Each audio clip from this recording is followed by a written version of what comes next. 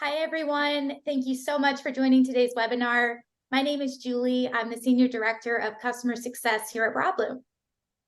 And I'm Joel. I'm the manager of paid media here at Broadloom. So at Broadloom, Joel and I, we both have an incredible opportunity to work very closely with flooring retailers just like you, empowering and strategizing with them on their digital marketing strategies. So we understand how crucial it is for your business to thrive in today's fast-paced digital landscape. And today we're really excited to be able to be here with you and to really delve into the realm of effective digital advertising strategies. Our primary goal today is to help equip you with the knowledge and tools necessary to help you propel and to drive your flooring business forward. So as we go through this today, I do want to make a note early on. Please feel free to add any questions that you might have into the chat. We are planning to open up for a Q&A following the session. So don't be shy. Please put any questions you have out there. We are excited to help answer them following this. But I'm going to pass it over to Joel, and he's going to kick us off for today's session. Fantastic. Thank you, Julie. So today we want to talk a little bit about the different advertising channels that can help drive people to your stores, drive them to take an action, and to hopefully help you sell more flooring. So when we talk about different advertising channels and digital marketing for flooring stores, it's important that we kind of start with the basics. All of you have probably seen a version of this funnel before, called an advertising funnel, a sales funnel. This is a way of describing how a customer is going to interact with your brand and eventually take an action. So we start out our funnel with awareness. These are people who maybe are thinking about getting a floor. They're maybe aware they might need one. Maybe they've just moved, they're looking to remodel. Maybe they've got a house they're trying to flip and the floors are looking a little dingy. Maybe their husband accidentally flooded half of their wooden flooring house when he was trying to fix this leak under the sink. That one's actually pulled from real life. In any case, they may be looking for better flooring options. They're not sure what they need. They're not even sure that they need it, but they're definitely thinking about it. It's where awareness comes into play. We've got some good avenues that can help there. Things like Google Display, Facebook, and YouTube that we're going to get into help drive awareness of your brand so that the right people who are already thinking about flooring know that you're there and know what you offer. The next step on that path is interest. So people have interacted a little bit with different brands. They've thought about it. They realize there's a need. Now they need to discover what product and what service is going to match that need. They're going to build interest. This is where Google search ads come in. A little bit more direct, a little bit more exact connection with what someone's looking for. We'll get into that as well. The next step on that funnel is decision. Someone's done some research. They know they're in the market. They have an idea of what they need. They need to figure out who's got the best price, who's got the best deal, who's going to take care of them well and take care of their floors well. We have tools to help with that too. And then finally, the bottom of this funnel is action. Someone's filling out a form, picking up the phone, they're coming and visiting you and hopefully committing to that sale and to do business with you. So we're trying to drive people down this funnel to your Broadloom website where they can take that action, connect with you, schedule an appointment to come in, schedule a time for your mobile showroom to come out to them, and actually get into business with you for their new floors. So let's go through this. We're going to go through this funnel, go through some of the different ways we can drive people down it, and hopefully give you guys some good tools and good answers down the road. So we're going to start off with YouTube advertising. YouTube advertising is a really great tool for driving that awareness. You're trying to connect with the people who are maybe thinking about flooring. Maybe they've read some articles recently. Maybe they're starting to do a few small searches. What's the cost to replace a floor in a living room? Maybe they're trying to figure out what the best floor for their needs are going to be. YouTube provides a very easy way for any business to compete in the same kind of area that large businesses have been for years with TV buys and cable buys. What was so big and revolutionary about YouTube when Google bought them and started pushing them this direction is there's really no barrier to entry. You have a simple video, you upload it to YouTube, and then you can target it after a very well-defined audience. Where it's a little bit better in my mind and a little bit more efficient than a TV buy or a cable buy. It's not really any minimum. You can drive traffic very effectively towards an audience, not towards a show or towards a showtime.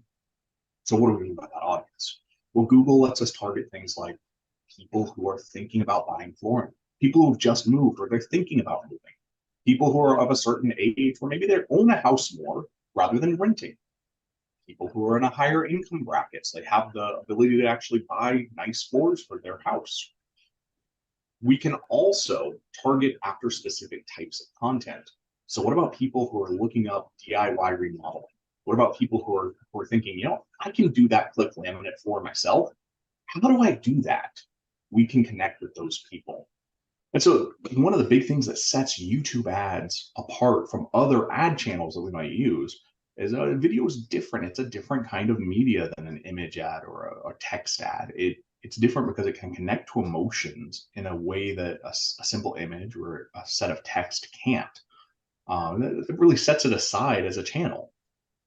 Yeah, and I want to make kind of a comment there, Joel. I work with retailers every day, and we've been running Google search for a long time with a lot of customers, and I know we'll get to the benefits of that channel, but I very commonly am hearing from customers, what more can we be doing, and what do I do when it comes to video, right? And I agree, right? There's such an emotional side of video that you can't capture in a Google search ad or an image ad, and we'll dive into that. But do you have an example or just maybe any advice for flooring retailers about what can make an effective video campaign? Yeah, absolutely. And I say one of the brands that I like to pick on in a positive way around good video advertising is Subaru.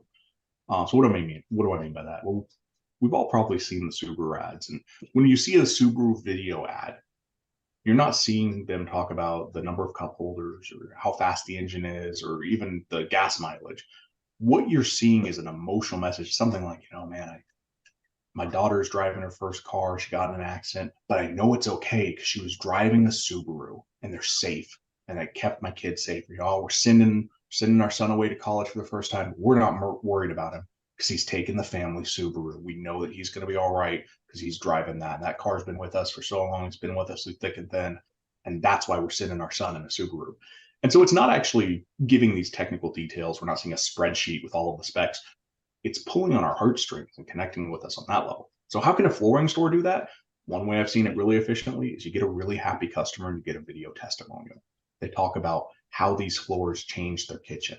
They talk about what kind of an impact your install team had. I saw one the other day where they were interviewing someone who had a very unique staircase, and they talked about how one of the owners of the store came in, was actually able to shape the staircase in a better way to accept these plank vinyl flooring was going to go all the way up the stairs, and especially on that landing, get it just perfect.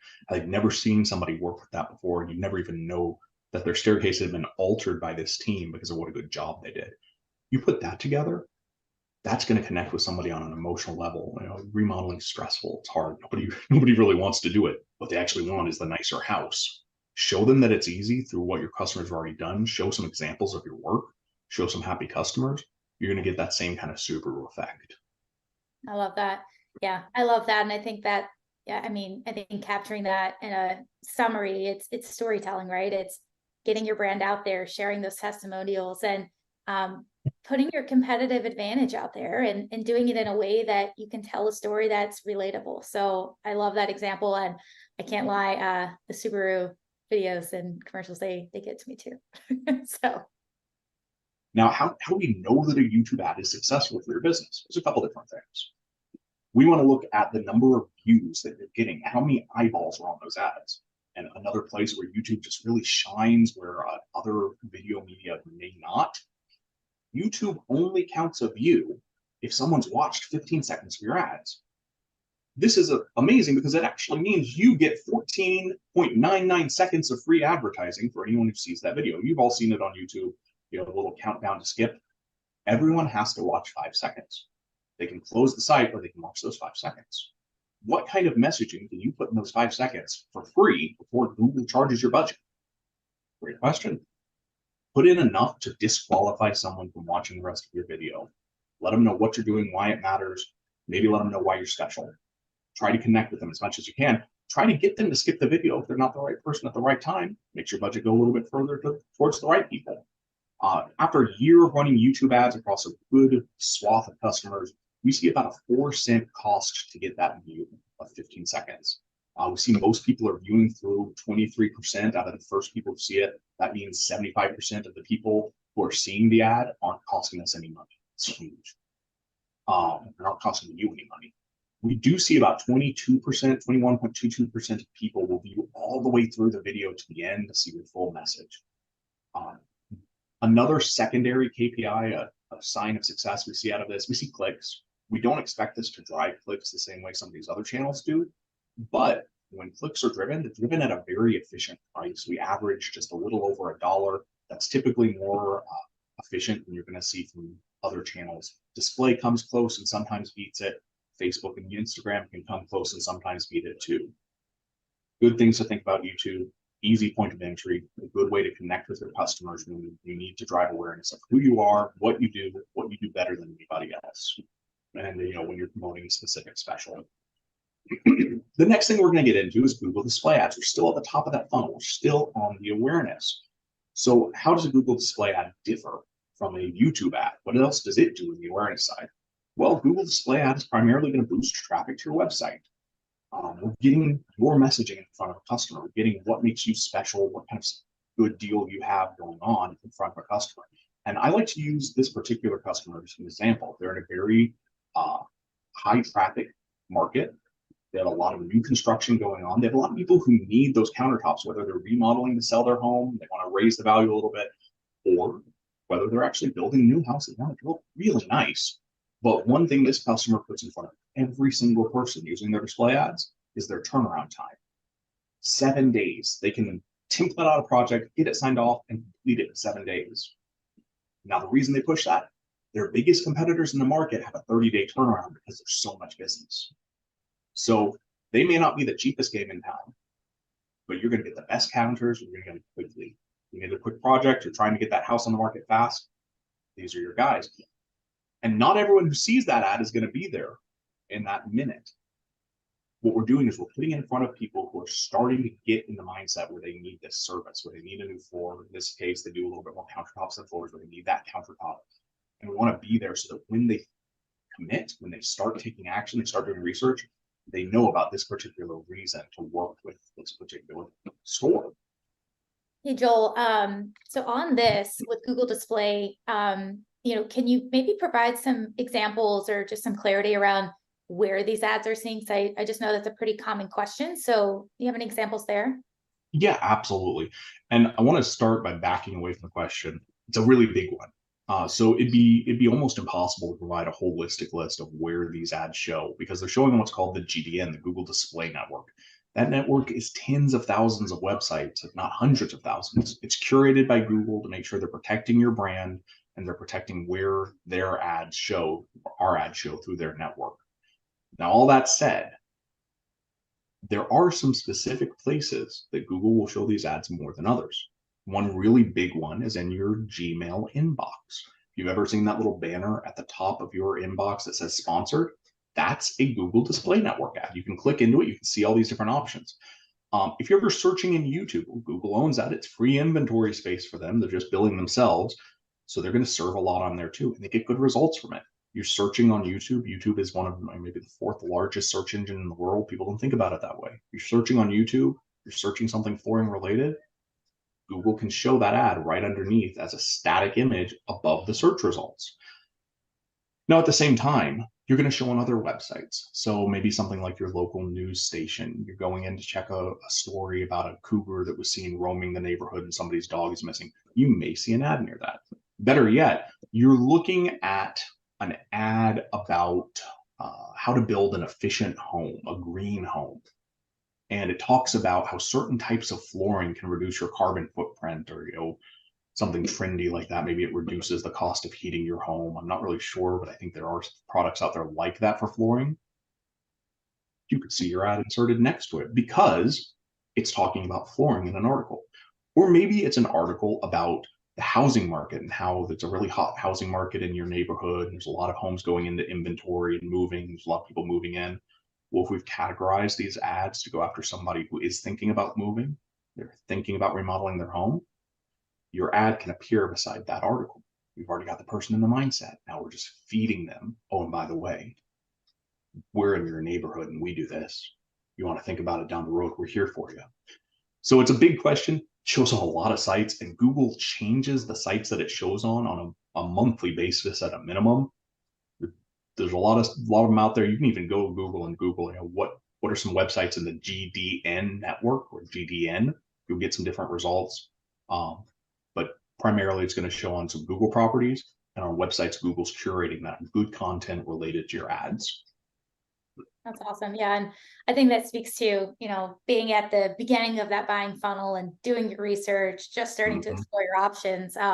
This is a massive network, and whether it's, as you mentioned, in my Gmail account popping up as an ad or in different websites that I'm browsing, the goal of this, right, is to stay in front of those, shoppers and those customers, no matter where they are and throughout that journey. So by the time they start driving down that funnel, which I know we'll get to, so I'm not going to steal your thunder, but you want your brand to be top of mind, and it's awesome to hear all the different places that you can do that.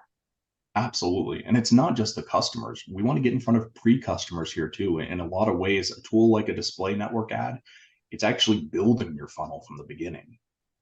That's a great way to put it. Now, how do we know that a display campaign is successful? Well, we look at a few different things. We look at impressions. How many eyeballs are getting on those ads? That's a biggest sign of success. Are we getting in front of the right kind of people, targeted the same way YouTube is? Are they a homeowner? Are they looking to buy? Are they thinking about remodeling their house? Are they thinking about redoing their floors? Are they actively searching for content about how to install or what the price of a new floor is, or how to put together those quick laminate tiles, or any of that information? The secondary pieces we see for success, we see clicks through to the website. We want to drive those clicks through. We also occasionally see conversions. Now, I want to be careful here. Display ads are still part of awareness. They're not going to drive traffic the way you're going to, or not going to drive conversions the way you're going to see Google search ads in the interest phase of this funnel. But they do drive some. Where they drive them, they're fairly efficient and fairly qualified leads. So the final piece in that awareness part of the funnel, social ads on Facebook and Instagram. Now, how do these differ from Google ads? Well, Google ads, Google display ads, they're going to show on a wide array of networks. You're going to show on different websites. You're checking your news. You're checking your mail in Gmail. It's the only way to show an ad in Gmail is to work with Google display ads. You're searching on YouTube. You're going to see a Google display ad. Facebook and Instagram, obviously, is on the Facebook ecosystem. Really big, lots of people getting in there, lots of people doing things. But the big advantage Facebook has, different from Google, is highly targeted ads. You target them after even more demographics than Google. You drill down a little bit more delicately into the age, maybe try to eliminate people who are renting to focus on people who are actually able to replace their floors. The really neat part with Broadloom is we have a bundle of proprietary data that we can take and apply to Facebook that no one else can. We take that data and we say, Facebook, not only do we want you to go after the people you've identified as qualified, we want you to cross-reference that with people who are like the people that we know are shopping for floors right now. People that we know who've submitted leads or even purchased floors in the last 30 and 90 days. No one else can do that the way we can. We take that data to Google or to Facebook, we mesh it all together, and we drive highly relevant ads. How do we know that a Facebook campaign is effective? It's part of this awareness funnel. Well, we're looking at impressions. We're looking at clicks. How many people saw your ads? How many people went through to the website? We're also looking at the reach. How many people, not just how many ads we're seeing, how many people holistically saw your ads? And how often did they see them? We try to drive about a 2 to 3 frequency because, frankly, I think we've all had this. You're going through your Facebook and you see the same ad over and over and over 4 or 5 times a day. And I don't know about you, but when I see that, it just kind of sours me on the ad itself. It may be a really good ad. We try to reduce that. We want to just put it in front just enough to be in their minds, just enough that we drive that awareness, but not enough that it's annoying. Secondarily, we do see leads come through from Facebook. We see people go pick up the phone and call. We see them submit forms. We see them chat through the site. We see them come in and visit. So Facebook is driving views, it's driving traffic. Sometimes it's driving leads too. So moving into the next step of the funnel, we're going to be looking at interest. And what kind of things drives interest? Well, this is where it gets a little bit more familiar. Google search ads. So someone has started off in the awareness. They are committed now. They're thinking about flooring. They're thinking about their next project. and they're in a research phase. We could almost call interest and research the same thing. So what are they doing? They're doing the same thing we all do. They're picking up their phone and saying, hey, Siri, what's the best flooring for pets? Or they're going to their computer and they're typing in top 10 flooring brands for waterproofing an area that you just flooded. Or maybe they're typing in, how hard is it to install tile by myself? They're doing all of these big contextual searches. We're not just reaching people who might be interested in flooring with search ads. We are reaching people who are actively trying to find the flooring that's right for them. We're connecting the right ad with the right search at the right time to the right page on the site to try to get that person to take an action. So how do we know that your search ads are being successful? That's a great question. We judge success in our search ads through clicks, through conversions, and through the metrics related to those. So what do I mean? What do I mean by that? Well, we want to see a healthy click-through rate. A click-through rate is one of the purest ways to judge success for search. It's a measure of how good are your ads at connecting with the right people at the right time. Generally speaking, we aim for about a 6% click-through rate. Sometimes you got to cast a wide net, find the right person at the right time. 10% and higher is often where we land, and that is a sweet spot. Anything in those double digits, we see high success, highly relevant traffic through to the site. We also want to see conversions. Search is designed to drive action. What's so great about search is people don't even have to go on your site to take that action. They can see your ad, see your phone number in the ad or under the ad, pick up the phone and call. They're on their mobile device, they can click to call right from that. We also want to put them on your site to engage with your chat feature, to engage with your forms, maybe even to pull up their map and go to your store themselves. Search drives all of these things. And so we want to see what rate of clicks convert to leads. And we look at about a 5% as healthy across all of the ads. We also look at how expensive is it to drive a user through a click to the site. What's the cost per click? This can vary a little bit, just like the cost per conversion. Cost per conversion, we think healthy cost per conversion is right in around the $75, sometimes floating up closer to $120. Now, why is there that range? Well, you've got a store, and you're in the middle of Mississippi, you've only got one or two competitors around you, it's a little bit of a lower population area, you're probably going to have a smaller cost per conversion. If you are in downtown New York City, or you're in a suburb of DC, or you're in Chicago, or you're in LA, that cost is going to be higher because you're going to have more competitors. There's more money in those markets, more people in those markets, and it drives the cost up for everybody. So just something good to keep in mind. We aim for 75, some of it depends on where you are in the country and what's going on in your market. A good secondary metric, an important secondary metric, is what's called impression share. And I want you to kind of remember this term as a market share. Impression share simply measures how often do you show a search ad to a relevant searcher versus how often could you. So if I look at an account and we see a 30% impression share across the carpet campaign, carpet ads, that tells me that for 1 out of every 3 searches, you showed an ad. It's pretty decent. Now, if I see that same kind of 30% when people are searching specifically for your store, we've got a problem. We may have some competitors who are trying to show up under your store name. We need to do a little bit of defense along with the offense. Generally speaking, impression share is a good number to look at. We want to see it go up. We want to make sure we protect our market. You can change your impression share by shrinking your targeted area or growing it if you want to lower your impression share, or by changing up your budget. There's a few other pieces too, but those are the big ones. It's a good metric to be aware of, not the end-all be-all of your ads. That covers our interest side. So where do we go from interest? Well, we want to drive somebody towards a decision and actually taking that step. We've got some good tools and resources for that as well. Yeah, and Joel, just a quick question. So on conversions and looking at the cost per acquisition, so how much does it cost, right, a retailer to generate a lead from their search ad campaign? $75 is our target CPA, and as you discussed, there's a lot of variables that go into the cost of this, whether it's market size. There's a lot of things that go into it, but I would say that's probably one of the most frequent questions I get, or in your experience, I'm sure you get that too. But why does it cost $75 to get a lead? Yeah, and it's a good question. Part of the way that we need to look at this is we need to remember it doesn't actually cost anything to get a lead from Google's perspective. The only thing they're billing on is that cost per click.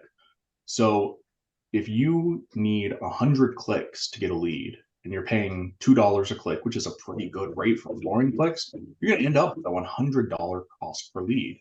So what we need to do is we need to make sure we're getting the right people connected with the right ad. So they'll put in a lead at 30 clicks. Maybe it's a $5 click, 30 times 5 is 150. It's still a little bit high. We can get that cost per click down, or get the number of people who are clicking up. We get a better average cost per conversion. And another thing to consider here, we're not really selling socks here. The cost of a new floor, even just for one room, it's up there. So people are going to be willing, you're looking at different people who are trying to get those leads, they're going to be willing to spend a little bit more cash on it. We're advertising flooring, we're advertising installing services. People are willing to bid a little bit higher on those clicks. It drives the cost up for everybody else, including us. So when we're looking at it, and Home Depot is spending, they're willing to spend $10 for a click. We're not willing to do that. We're still going to have to spend $6 or $7 for some of those clicks to be competitive and get it in front of people. Do you think that, I guess, like, what would be your, if we have a brand new customer, maybe this is they're opening up a flooring store for the first time and they're just getting started with Google search ads. Can you speak a little bit to what they can expect, coming on board, starting an ad campaign for the first time? What would you say to that? Well, if you're a brand new customer in the area, nobody knows your name, it's going to be an uphill climb at first. 90 days as a minimum from any new advertising launch and search is about our ramp up time. When you're coming brand new into the market, you're not going to be able to rely on some of the less expensive clicks where people know your name and they're looking for it. So you need to make sure you're doing the work on that end too. Have a social media account, be posting, be talking about it. Maybe do some mailers, maybe do some of those awareness campaigns that we can help with too. Make sure people know your name.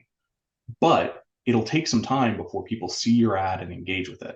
Some of the things we do from the beginning to try to help with that, we're going to inquire with you. What sets your business apart? What are you doing differently? Why would people go to you instead of somebody else? We don't put that in the ad copy. The other thing we're going to do is we're going to make sure that website we've built you is pristine. When someone lands on that site, they need to know why to work with you. They need to know what kind of things you have, where you're located, how to reach you. So if we're landing someone on the site and connect them with the good information and make that all flow and match to the ad, then in 90 days, we want to see you in that realm where you're getting leads for around that $75 cost per conversion. It's not a perfect science all the time. There's a little bit of art mixed in too. We pull those pieces together, and in 90 days, we're hoping to see these kind of results. Awesome. We get into retargeting ads. So how does a retargeting ad work? Have you ever been to a website, you get that nice pop-up that maybe it's at the top, maybe it's at the bottom, it says, can you accept all the cookies, accept our terms and conditions? And if you're like me, you probably just click through with a yes. What's that? What that's saying is, can we identify you or your IP specifically as someone who's been to this site? There's a lot of reasons to do that. A big reason, retargeting. So retargeting ads will look at a list, an anonymous list of users who've been to your site, say, these users were there in the last 30 days. They didn't take an action, but they spent some time on the site. We should put an offer in front of them. So I like the way that this customer is using it. They're putting a $500 off coupon on installation in front of people who've already been to their site but haven't committed to an action. So what we're trying to do here is they've had the awareness. They're in the market. They've done the research. They've engaged with your brand. We need to keep that in front of their mind when they're in this final step. They're making a decision. They're comparing prices. They're comparing availability. They're comparing warranties. They want to see who's going to take care of them best and what it's going to cost. But we can put a message in front of them that reminds them of you, reminds them that they already did some research with you, and maybe gives them a little something to come back to the site and actually commit to your brand and your business. We get really good results. How do we know that they're successful? Well, there's a few things. We look at the number of impressions, the number of views we have on this ad to those people who've already engaged with your brand. We just need to pull them back and get them to commit. We look at the number of clicks that we drive, and we look at how many leads we gain from this. Leads are a secondary function. This isn't going to convert to leads. It's not going to act like a search campaign. What we do see, though, are highly relevant leads from people who have already engaged, and we're kind of protecting your potential customers from ending up going to a big box store like Home Depot, or from ending up going to a competitor who maybe has a similar product. We're reminding them why they looked at you in the first place and pulling them back towards that action. And that's where we drive them to the Broadloom website. They engage with the visualizer. They engage with the forums. They chat directly to your team. They pick up the phone call, or they look at that map section and say, you know what? It's a 5-minute drive. I'm going to go check this out. So from here, I'm going to hand it off to Julie. She's going to talk a little bit about how these packages work within, or how these channels work within Broadloom, what kind of offerings we have here, and ultimately, hopefully leave you guys with some tools that can help your business move forward by driving people down that traffic tunnel, down that advertising funnel, to actually take the action, commit, and buy from your store.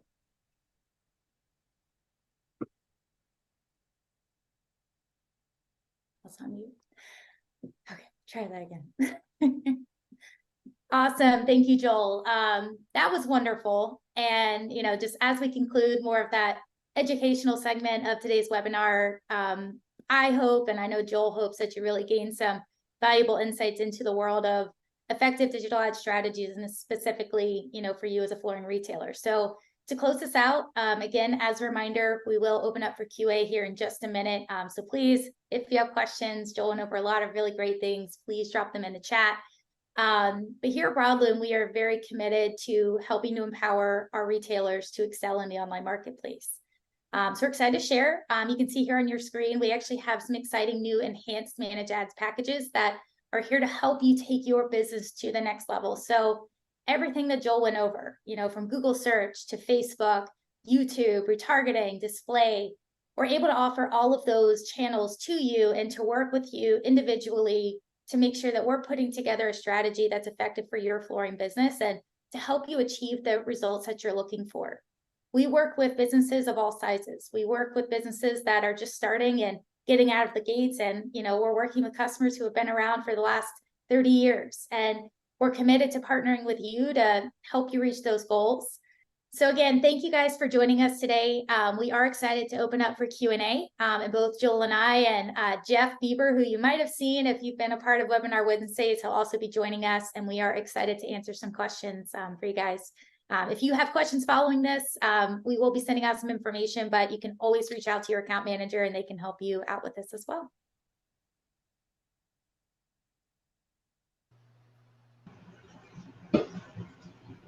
All righty, Julie and Joel, crushing it as per usual. So thank you so much. Super cool information. Just from monitoring our email and our chat, a lot of people are interested in figuring out other ways to help grow their brand. Joel, I think you really laid it out great. That was a master class in marketing funnels and channel manipulation and, what these things actually do. I always talk about remarketing as ads while you were on the internet after you were shopping online. So I think just based on the comments I'm seeing, really helpful information. But you guys don't want to hear me ramble on. You want to get into the questions. So the first one we have is, he might as well be presenting at this point, Mr. Buckles. His first question, we get this one all the time. So let's pull that up. So you referenced $75 per lead acquisition. What is the cost per customer who buys? Essentially the ROI. I know that is a hot topic, but I'm going to kick it to y'all first. So Joel, why don't you take the first stab at it and get over to Julie? Absolutely. And it's a really good question. It is a question we hear a lot. Of course, this business isn't exactly like an e-commerce where we could really carefully track and say, okay, here's exactly how much revenue we have coming in versus the clicks versus the leads. There's not really an option to add to cart or anything. So here's the way we try to talk about and think through ROI. So a big question we have to ask is, well, what does the close rate look like on leads? So let's say you've got your flooring store and you've got about 30% close rate on the leads that come in. Your actual cost to close is going to be closer to about $225 when we're looking at the paid leads, if we're hitting that $75 cost per lead. Now, if you're looking at it, maybe your average job is $3,000 job, and you get about a 50% gross revenue from that $3,000 job. Well, then your ROI, if all of those pieces are together, you've got a 30% close rate, is going to be about a 650, 660 right in that ballpark. Just if my napkin math is working out correctly, because you're spending about 225 in advertising to make about 1,500 after your costs. So look at your close rate, try to get a handle on that. That may help answer some of those pieces. It is going to vary based on the market, based on the close rate, and based on the interest in that area. Awesome. Yeah, and very well said, Joel. I think just another strategy to consider that I see a lot of customers use is actually leveraging our solution retail lead management. Help gauge these numbers and get a handle, like, looking at your close rate. Do you know what that is? And so this is a tool that we have a lot of customers use that look at close rates. We have attribution in there. So pulling in your leads and understanding the source, like we can tell you what's coming from a paid channel. Using that system properly, you can work that lead all the way down to the close, putting in, the job close amount, and you can really tie in that data together. So just another tool, something that, we can bridge the gap and provide as an avenue if you're really trying to dial into those numbers. So just to quickly summarize, the first thing you got to ask is, do you know your close rate? And if you don't, like Julie mentioned, our retail lead management is super helpful to actually let you know what your close rate is. And you're also going to have different close rates by different salespeople. So it's going to help you better manage your team and figure out, where there's an opportunity to pick up some slack and who is really crushing it for you. So a close rate is a KPI. We got a question, what is a KPI? And that was from Gary. So, and I actually think we had an audience answer that one. I think it was Ted Christoph, key performance indicators. So we're just going to quickly take a step back for a second and just, every platform has different KPIs, right? The things that you're focusing on as, is this being successful or not? And Joel, I think you laid it out really well in that graph, and in our recap, we can share that out as well in terms of what things to focus on. But just correct me if I'm wrong here. Just because the lead coming in is so disassociated from the sales process, right? You take one day if you're really lucky, but more often than not, it's probably a week and a half. You go out, you measure back and forth. I'm sure some customers just want to haggle on price. I'm sure that's something that every flooring retailer deals with. But if we were to look at what things to focus on, right? Would you say it's fair that where we are looking is how to get as much traffic to your site as possible, because then we can optimize off of that? Would that be fair? Absolutely. It's not just the traffic. It's also how much effort to get the traffic. And that's where we get into the metric of click-through rate. Or you may see it in different channels called engagement rate. So some channels want to be real fancy and they use a different term that just means the same thing. And that really is a good measure, because you're looking at, are you serving an ad, no matter what channel you're on, are you serving the ad in front of the right audience? Is it connecting with the right person or persons? If you've got an ad and it's out there and it's got a really bad engagement rate, which is going to vary channel to channel, tells you maybe you need to adjust the ad copy, maybe you need to adjust the images, the video, maybe you need to adjust who and where you're targeting it to. But primarily, one KPI that we can put across any channel we ever work with is, are they going through to the traffic? Is the traffic going through the website? Are they actually visiting? And of course, we start analyzing the traffic that comes through. Okay, out of the people visiting, what do we need to do to get them to commit to a lead? Do we need to rearrange the page they're going to? Do we need to rearrange the messaging? Are we asking for the lead in the messaging? Are we asking for that lead on the website? Are we giving them spots where they can convert? That's the good part with working with Broadloom. You've got a company that owns the websites that's constantly doing that research, trying to make sure we have those conversion points on the sites, so that when traffic comes through, it's a very easy process for a customer to say, yeah, I want to get more information. I want to get some price points. Maybe I want to set up a measurement and get a quote. Yeah, great advice. Can't say that better myself. Can't even cover that one up. We had a question on capabilities, right? Because we know there are so many different ways to advertise. It can be the awareness generating side for things like video ads, whether that's YouTube ads or Facebook ads.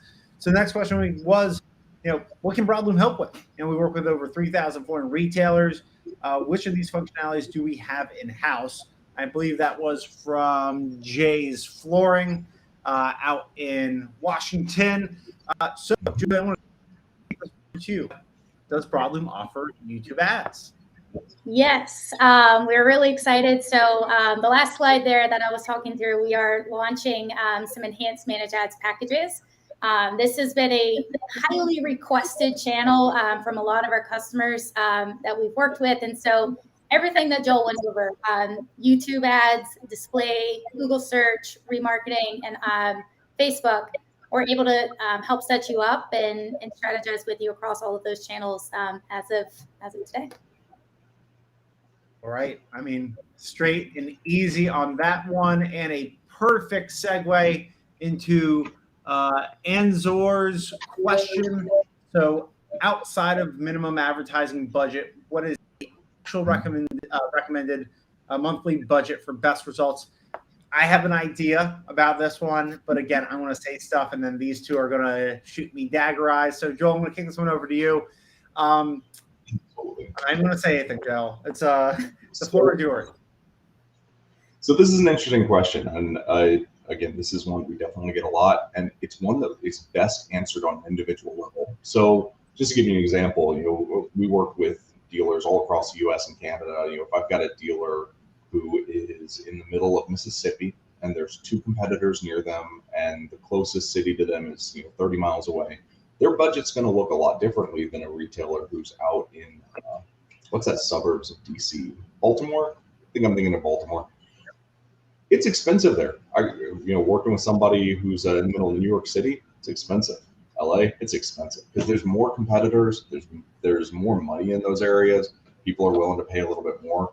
So what we try to do is if someone wants that very specific answer, my team actually gets a ticket. We put in a lot of data into Google, into these other engines, and come up with a very detailed 3-tiered suggested budget. It says, all right, here's the minimum we would recommend. Here's kind of a mid amount. Here's the most we'd recommend to start with. And personally, I try to trend towards the lower amount because if you're breaking into a new market, you're gonna require a ramp up period. It's gonna take a little bit of time to see those results. And I would rather go in with the smaller or mid-level budget. Let's test the waters. Let's see how this goes, and then go from there. So Julie had a slide up earlier, right towards the end, that kind of went through our minimums. And she and I have gone back and forth, really trying to make sure that we have a true minimum in there to say, okay, we've got dealers, this is maybe a family-run business. They may not have deep pockets for advertising. What's the very least we can get away with to try to be efficient in these channels? Pardon me, lose my voice after that seminar. And we take that seriously. We want to be good stewards of any advertising dollars that are sent to us. And so part of that is saying, all right, you want to test the waters with YouTube? I think it was $250. We can do a lot with that. Search, we've tried to do less than 1,000. It just doesn't function well. Search is definitely a better direct response. You're actually going to be pulling in leads from that in an ideal situation, but it does get more expensive. Everybody's competing against everybody in search. I hope that answers the question a little bit. There's no perfect amount that's going to work in every market for every retailer, but we can try to get a more dialed in answer if that's something you're interested in. It really comes down to everyone's favorite answer, which is it depends, because it does. And, I do think especially what Joel called out is super important, right? Keywords especially are going to drive different costs. I remember Todd used to reference one of the most expensive keywords in all of Google search has to do with like home water damage insurance. Fighting over that one. So if you're bidding on a bunch of those versus some more generic and straightforward terms, it's going to ramp up that cost. So definitely depends on the market. And it's a great question. And we just got another one on YouTube ads. Let's pull up PG Longs. People love YouTube ads. And again, a lot of people don't know. I think you referenced it. YouTube is the second largest search engine in the world, right behind Google, which is a very fun fact. You wouldn't think about it, but a ton of eyeballs and a ton of people punching things into YouTube. But PG Long asked, who shoots the video and edits for production, Broadloom or a third party? Does it include full motion video or other? Wow. All right. So PG Long, you are going deep on this one. I can jump into this one unless actually, Julie, I'll kick to you first because we might have changed. I'll answer the first part of this at least. So with our YouTube ad program, that's a great question. So at this time, Broadloom does not provide custom video creation services. So in order to run YouTube, we do need a video provided to our team so that we can load that in, build the campaign, and launch it. We do have advice, right? We can provide you with some creative kind of best practices and what can make an effective YouTube ad. So we're happy to provide and work with you along those lines. But at this time, it would be dealer provided in order for us to run that channel. With that said, Joel, hop on in. No, I said the only thing I would add to that is, I'm seeing more and more not really high production quality video ads that are still effective. Especially some of you may have the iPhone 12. I think that was the one, the iPhone 12 and iPhone 12 Plus or Pro, whatever Apple's extra branding is. I'm more of an Android guy myself. I've actually used those on side gigs to professionally film for documentaries. They're excellent. The camera's insane. That technology can be held in the palm of your hand. You've got a 12 or higher, you're actually going to get some pretty high quality video out there. Video testimonials of customers, even time-lapse videos of a project. We're just showing, hey, we pulled up the floor. Here's the new floor. Oh my goodness, it looks so beautiful. Those can be highly effective. People engage with that content even outside of advertising. And then the other option, there are a lot of good small studios that you should be able to find in your area who can come out and do the higher quality professional production. That may be the best option for you. But I think there are more options, even just using an iPhone these days, than we had even 4 or 5 years ago. And to Julie's point, we've got some really good creative guidelines from Google on what kind of things to think through with the YouTube ad. I'm happy to share those, happy to try to help out where we can. Yeah, so in the chat, I just dropped a link for a webinar, I think about a month ago, where we had the video professionals at Broadloom show you how to shoot your own video. And what Joel's saying is spot on. You don't always have to have it be super polished, and a almost like TV ready type of asset. Sometimes the more real the video is, the better response that you're going to get. So it's in there. It's also in our YouTube channel if you want to go look of how to shoot that content. And every now and then, I have to go out to a site and we can't get the video team. I use this thing and this thing, and it comes out great. You can shoot in 4K and in a very high frames per second. And again, this is just like a steady cam. Helps keep everything set up. Have a little tripod here, and you wouldn't always know, although my video team would argue otherwise, the difference between that content and some of the ones that we shoot. So you guys can definitely do it yourself. I think this is like $150, $200. So if you think about the cost to learn this yourself and follow along versus bringing in a professional studio, I'd say find someone in the company that is really comfortable with the phone. Definitely check out that webinar because we walk through the settings that you want to have your phone set up on to shoot high production quality video. And you'll be thanking us later, hopefully. Oh, right. So I just want to quickly check. I think we have 1 or 2 more. Okay, let's pull it up. We already talked about the starting price for packages. And again, we wouldn't have to put that one up. We'll send out a PDF that outlines that just for everyone as a refresher. Here's a good one. If I'm already running Google Ads with Broadloom, what do I need to look into, or which channels should you look into to invest in next? And again, we'll go Joel on this one, and then Julie, and then we can close things out. It comes down to what particularly are your gaps? What are you trying to do next? So do you have a big promotion you're trying to push forward? Is there a side of your business that's maybe not getting as much love? I'll give you a perfect example. I was working in some accounts this morning before this seminar, and one of them has a mattress showroom, which is interesting. I don't think I've seen that outside of this one particular customer. What I typically see is we've got a sand and refinish for hardwood floors, trying to get into the historic homes. Maybe you've got a cabinet and countertop business. Maybe you've got a full remodeling crew. Whatever it is, mattresses, remodeling, could be something else. Maybe it's a good idea to start pushing that through some of those awareness channels, because you establish yourself as a flooring store, we're getting search traffic in for the flooring. If we were to just suddenly jump into market trying to give those other parts of your business a little bit of love and search, it'd be a rocky start, because people may not already know in your market that you can do this or that you have that side of your business. Drive awareness from that side. The other piece I would look at, say you're just a flooring store. I see somebody commented here, I'm just a flooring store. If you're just a flooring store, you want to look at what to do next. I would look at retargeting. Pretty effective tool. Try to pull people back to your website. It's a low initial investment, and I really do think that one gets a good bang for its buck. It does take a minute to set up, because we have to place a code on the site. It's going to build up the data and then send out the ads after it.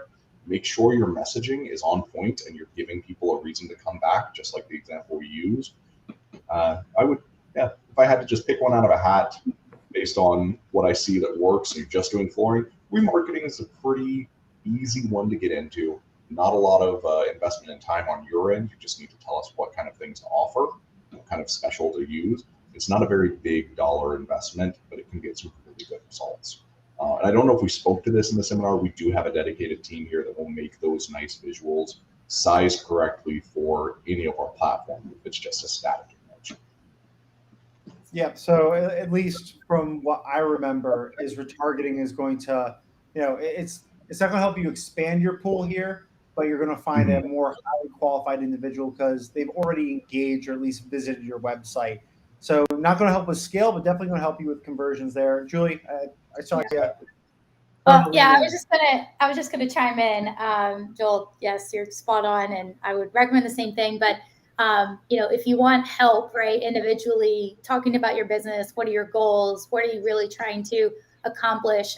You can reach out directly to your account manager, and they can set up a time to walk through that with you and really discuss what are the needs of your business, because that's what we want. And, I think one of the big takeaways that we've heard a lot in this conversation is it is not a one size fits all approach, right? We have clients in different markets, different budgets, different, avenues that we're trying to explore. And so it really does come down to an individual strategy. And so we're happy to work with you on that. And you can reach out directly to your account manager if you want to initiate that conversation.